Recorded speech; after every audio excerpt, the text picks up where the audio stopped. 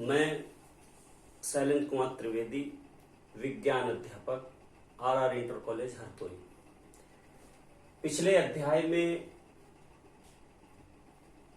हमने प्रकाश का परावर्तन के बारे में अध्ययन किया था। उसमें हमने सीखा कि किस तरीके से प्रकाश किसी चिकनी या पालिशदार सतह पर आपतित होता है तो उसी माध्यम में वापस लौट जाता है। इसी को हम प्रकाश का परावर्तन कहते हैं। प्रकाश के परावर्तन के दो नियम पढ़े। उसके बाद गोलीय दर्पणों के द्वारा किस तरह परावर्तन होता है इसका अध्ययन किया। परावर्तन दर्पणों के द्वारा होता है वो हम अध्ययन कर चुके हैं।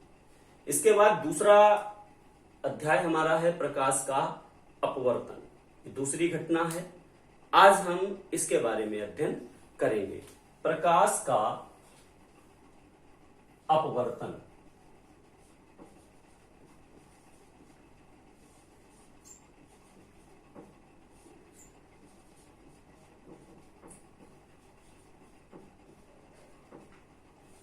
Refraction of light.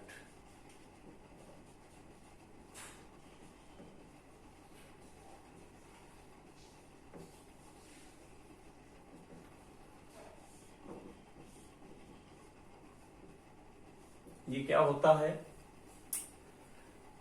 जब प्रकाश किसी एक पारदर्शी माध्यम से दूसरे पारदर्शी माध्यम में जाता है तो वह अपने मार्ग से विचलित हो जाता है।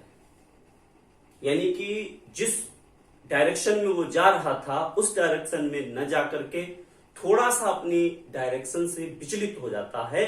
इसी घटना को हम प्रकाश का अपवर्तन कहते हैं। यानी कि जब प्रकाश एक पारदर्शी माध्यम से दूसरे पारदर्शी माध्यम में जाता है तो वह अपने मार्ग से विचलित हो जाता है। इस घटना को हम प्रकाश का अपवर्तन कहते हैं। इसको हम एक फिगर के द्वारा समझेंगे। माना कि दो माध्यम है, पारदर्शी माध्यम। जैसे एक हमारा मान लीजिए है वायु और दूसरा हमारा माध्यम है कांच। ये पृथक्कारी तल है जो इन दोनों माध्यमों को अलग करता है। जब कोई एक प्रकाश किरण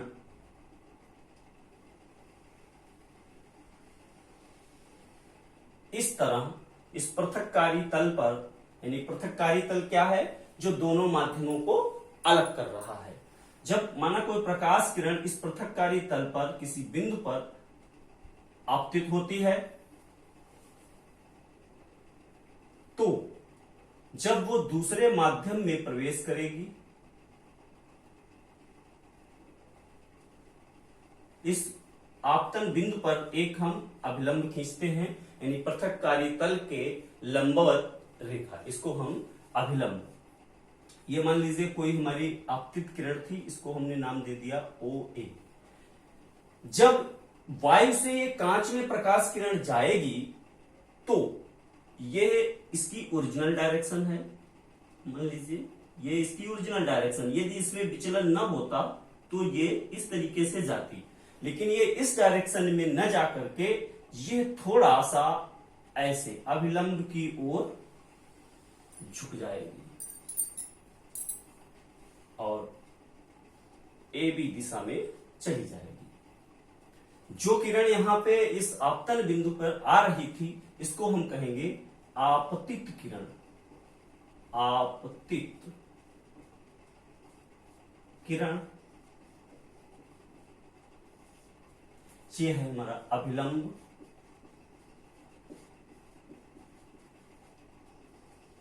इसको नाम दे देंगे N1 N2। यहां से जो अपवर्तित किरण होती है वो है हमारी AB, अपवर्तित किरण। विचलन के बाद जो किरण जाती है उसको हम अपवर्तित किरण कहते हैं। अभिलंब और आपतित किरण के बीच का कोण कहलाता है आपतन कोण। आपतन कोण, एंगल ऑफ इंसिडेंस, इसको हम आई से रिप्रेजेंट करेंगे। तथा अपवर्तित किरण और अभिलंब के बीच के कोण को हम कहते हैं अपवर्तन कोण। अपवर्तन कोण, और इसको एंगल ऑफ रिफ्लेक्शन आर से प्रदर्शित करते हैं। यहां पर हम देख रहे हैं कि जब आपतित किरण इस पृथक्कारी तल पर आपतित होती है तो वह अभिलंब की ओर झुक जाती है। इसका हम अपोजिट केस कंसीडर करते हैं, यानी कि प्रकाश किरण मान लीजिए कांच से वायु में जा रही हो तो क्या होगा, दूसरा इसी का केस। मान लीजिए हमारा जो कांच है और नीचे वायु है, कांच को हम रिप्रेजेंट कर सकते हैं थोड़ा सा अलग नोटेशन के द्वारा। ये मान लीजिए हमारा कांच है और कोई प्रकाश किरण इस तरह आपतित होती है कांच से वायु में।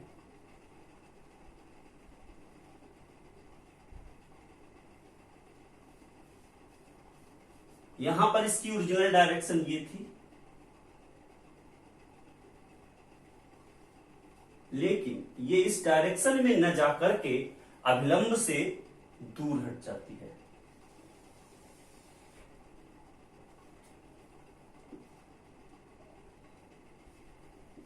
ओ ए बी, और यहां पे भी ये आपतन कोण और ये अपवर्तन कोण, आपतित किरण और अपवर्तित किरण, और ये हमारा अभिलंब। अब यहां पे दो केस, जैसे कि जब प्रकाश किरण वायु से कांच में जा रही है तो अभिलंब की ओर झुक रही है, और यहां पर जब प्रकाश किरण कांच से वायु में जा रही है तो अभिलंब से दूर हट रही है। तो इस तरीके से ये माध्यम, यानी कि यदि प्रकाश किरण अभिलंब की ओर झुक रही है तो दूसरे माध्यम को पहले माध्यम के सापेक्ष सघन माध्यम कहते हैं। यानी कि यहां पे जो कांच है हमारा वो सघन माध्यम है और वायु जो है वो विरल माध्यम है। यानी कि जब प्रकाश किरण अपवर्तन के पश्चात अभिलंब की ओर झुक जाती है तो दूसरा माध्यम पहले माध्यम के सापेक्ष सघन कहलाता है। यहां पे उसी तरीके से कि जब प्रकाश किरण अपवर्तन के पश्चात अभिलंब से दूर हट जाती है तो दूसरा माध्यम पहले माध्यम के सापेक्ष विरल कहलाता है। यानी कि कांच हमारा सघन माध्यम है और वायु विरल माध्यम है।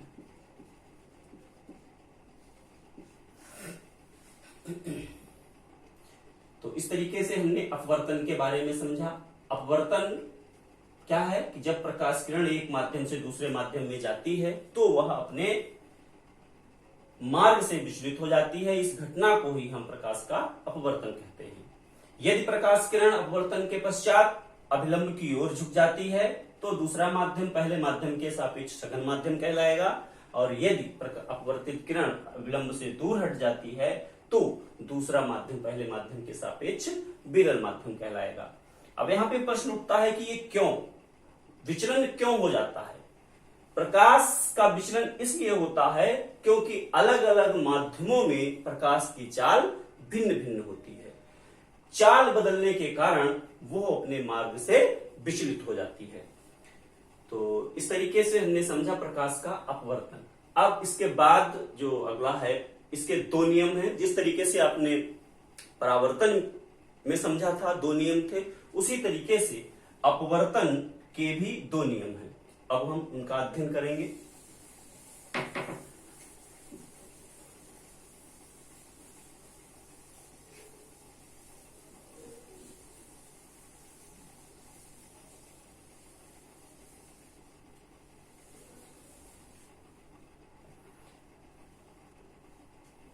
प्रकाश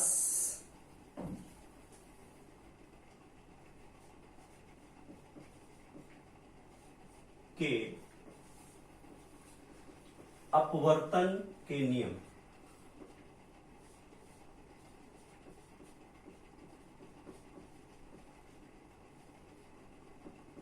laws of reflection of light. अपवर्तन के भी दो नियम हैं। पहला नियम है आपतित किरण, अपवर्तित किरण तथा आपतन बिंदु पर अभिलंब तीनों एक ही तल में होते हैं, बिल्कुल उसी तरीके से जैसा कि परावर्तन में आप पढ़ चुके हैं। दूसरा नियम है, दूसरा नियम यह है कि किन्हीं दो माध्यमों के लिए तथा एक ही रंग के प्रकाश के लिए आपतन कोण की साइन तथा अपवर्तन कोण की साइन का अनुपात एक नियतांक होता है। एक ट्रिग्नोमेट्री से शब्द है साइन, ज्या भी कहते हैं इसको हिंदी में। आपतन कोण की साइन यानी कि साइन आई और आई बटे साइन आर,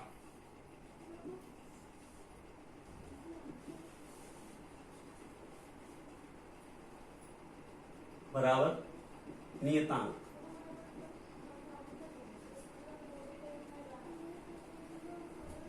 जहां आई आपतन कोण है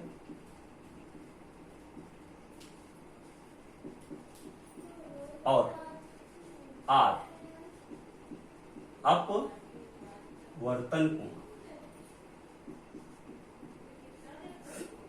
इसे स्नेल का नियम भी कहते हैं, इसे स्नेल। दूसरा नियम जो है वो स्नेल का नियम भी कहलाता है।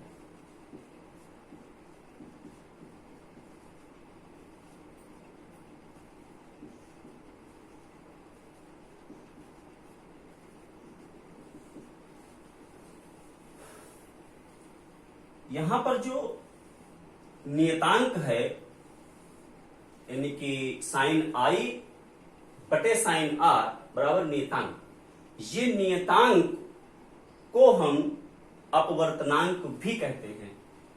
पहले माध्यम के सापेक्ष दूसरे माध्यम का अपवर्तनांक भी इसको कहते हैं और n से प्रदर्शित करते हैं।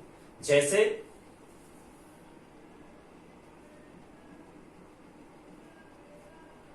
यदि प्रकाश किरण वायु से कांच में जा रही है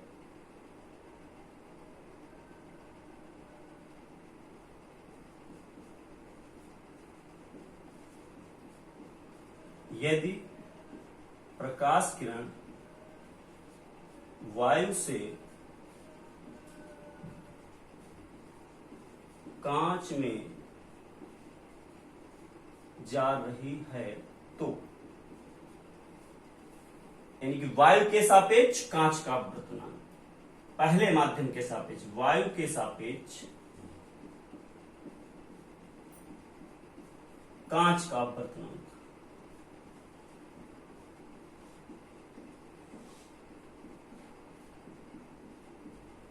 इसको हम रिप्रेजेंट करेंगे ANG, यानी कि A for air, G for glass और N डिनोट्स अपवर्तनांक, रिफ्रैक्टिव इंडेक्स।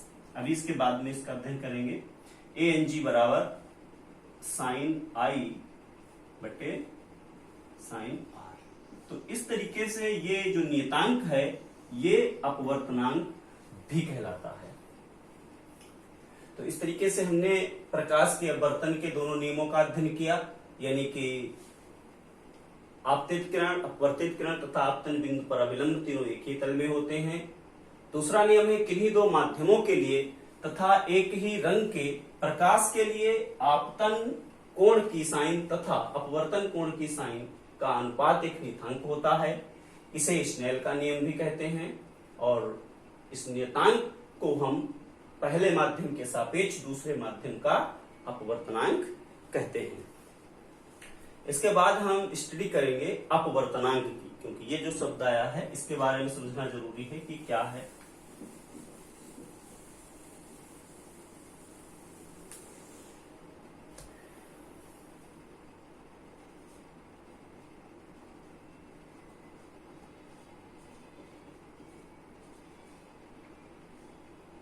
अपवर्तनांक, इंग्लिश में इसको कहते हैं रिफ्रैक्टिव इंडेक्स।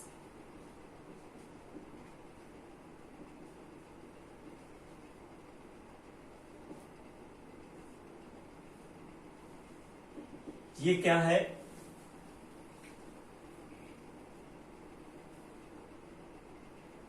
किन्हीं भी दो माध्यमों में प्रकाश की आपेक्षिक चाल को ही हम अपवर्तनांक कहते हैं। कि दोनों माध्यमों में जो प्रकाश की चाल का अनुपात होता है उसी को हम अपवर्तनांक कहते हैं। इसको दो तरीके से डिनोट करते हैं, एक तो सापेक्ष, जैसा कि अभी पहले बताया अपवर्तनांक, और दूसरा होता है यदि एक माध्यम को वायु या निर्वात हम मान लें तो इसको हम फिर निरपेक्ष अपवर्तनांक कहते हैं। तो पहले हम इसकी बात करेंगे सापेक्ष अपवर्तनांक की।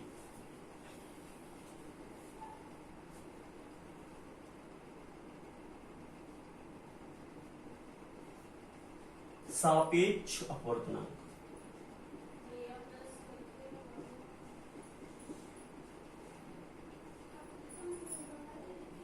सापेक्ष अपवर्तनांक का मतलब पहले माध्यम में प्रकाश की चाल,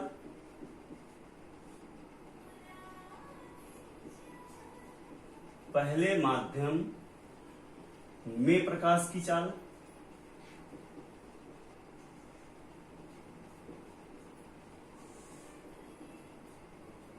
यदि इसको हम मान लें v1, तथा दूसरे माध्यम में प्रकाश की चाल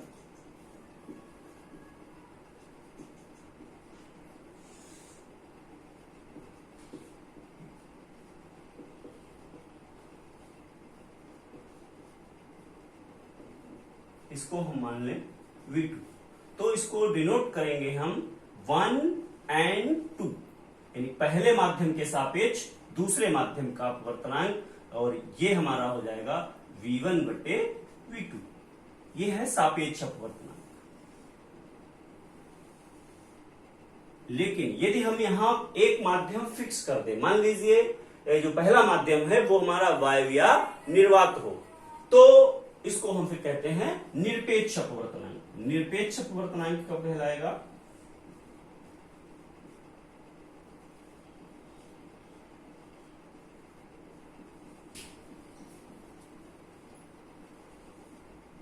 ये कहलाएगा कि पहला माध्यम जो है वो वायु या निर्वात,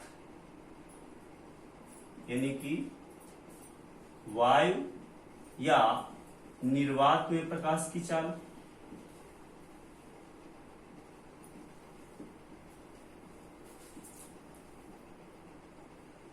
प्रकाश की चाल, इसको हम C से डिनोट करते हैं, और बटे माध्यम में प्रकाश की चाल,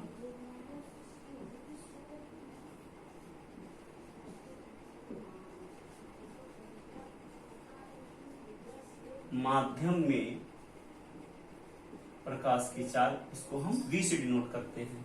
तो हमारा जो निरपेक्ष अपवर्तनांक होगा वो हो जाएगा n = C/V। और C के बारे में आप जानते हैं, C का मतलब प्रकाश की चाल, निर्वात में प्रकाश की चाल, इसका मान होता है 3 × 10⁸ मीटर प्रति सेकंड। ये C का मान फिक्स्ड है। V का मान यदि हमको पता हो तो हम उस माध्यम का निरपेक्ष अपवर्तनांक ज्ञात कर सकते हैं।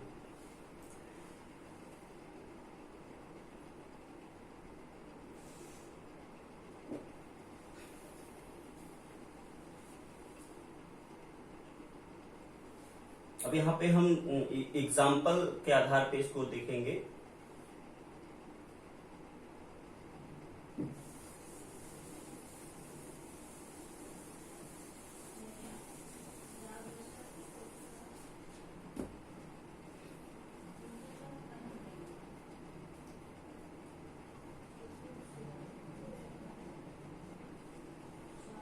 उदाहरण एक इसका लेंगे कि जैसे मान लीजिए प्रकाश किरण हमारी वायु से कांच में जा रही है, तो वायु के सापेक्ष कांच का अपवर्तनांक हो जाएगा। पहले भी बताया इससे पहले, वायु के सापेक्ष कांच का अपवर्तनांक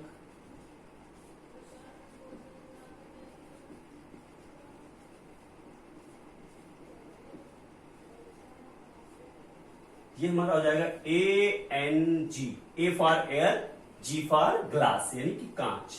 ANG बराबर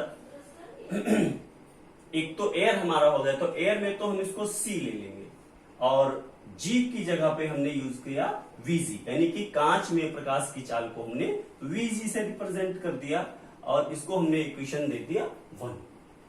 दूसरा यदि हम ले लेते हैं कि वायु के सापेक्ष जल का अपवर्तनांक, यदि मान लीजिए वायु से जल में जा रही है, वायु के सापेक्ष जल का अपवर्तनांक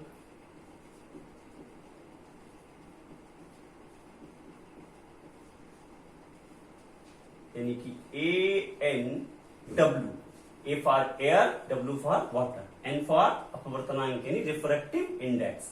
इसको भी एयर के लिए तो C हो जाएगा और W को हम मान लेते हैं VW और इसको हमने डाल दिया इक्वेशन नंबर 2। अब हम यहाँ पे एक इनको डिवाइड कर देते हैं दूसरे को पहले से। समीकरण 2 डिवाइडेड बाई समीकरण 1,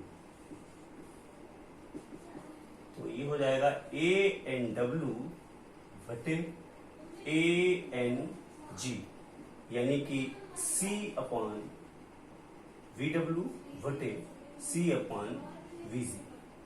तो ये हमारा आ जाएगा C upon VW, VG upon C, C से C कट जाएगा और हमारा रिजल्ट आ गया ANW अपॉन ANG बराबर VG बटे VW। अब यहां देख रहे ये क्या है, ये डिनोट कर रहा है कि कांच में प्रकाश की चाल बटे पानी में प्रकाश की चाल। अभी बताया था आपको सापेक्ष अपवर्तनांक में कि एक प्रकाश किरण कांच से वायु में जा रही है तो कांच के सापेक्ष जल का अपवर्तनांक होगा, वो इसके बराबर होगा, यानी GNW।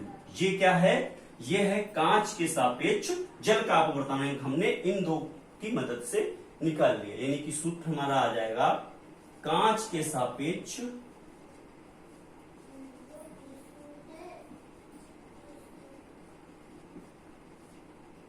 जल का अपवर्तनांक। यानी हमको निरपेक्ष अपवर्तनांक पता थे दोनों के, जल और कांच के। हमने क्या किया कि कांच का जल का कांच के सापेक्ष ज्ञात कर लिया, जल का अपवर्तनांक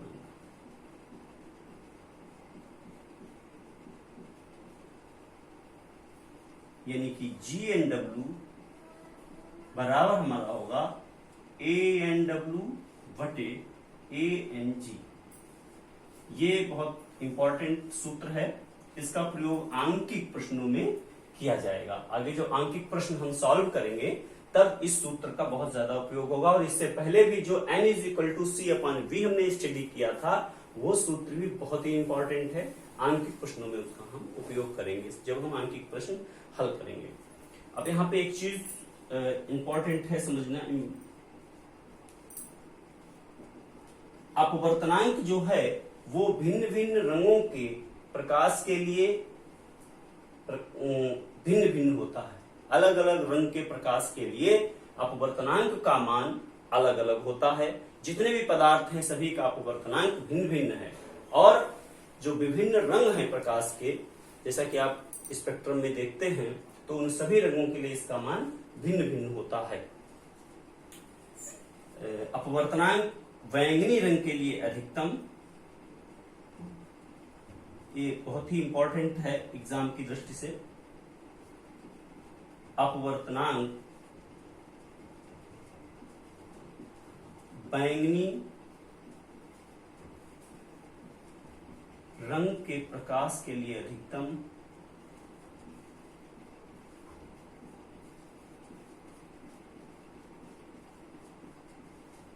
अधिकतम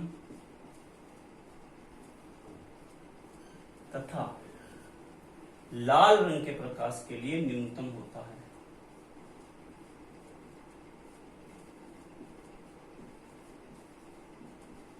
लाल रंग के प्रकाश के लिए न्यूनतम होता है।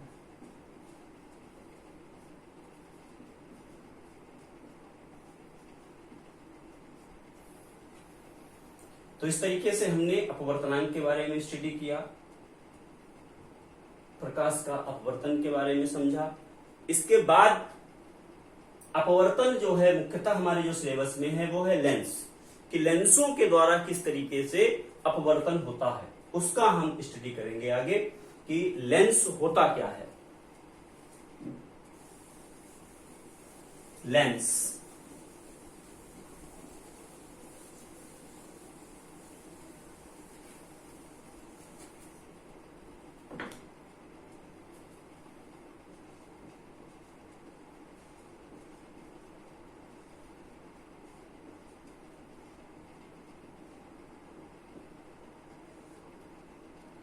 लेंस क्या है?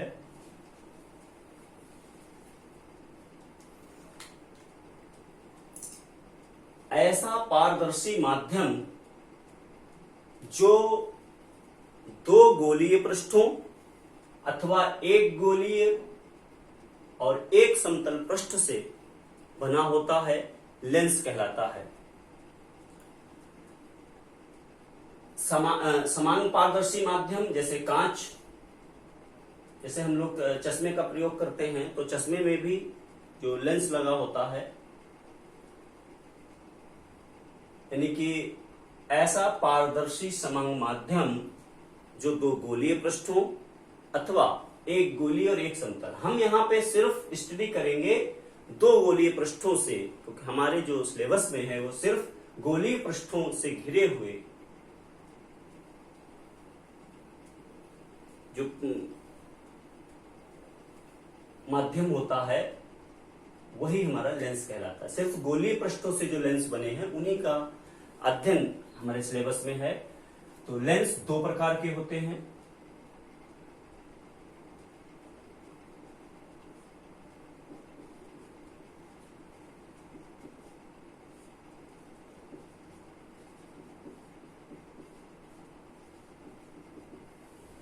नंबर एक, उत्तल लेंस,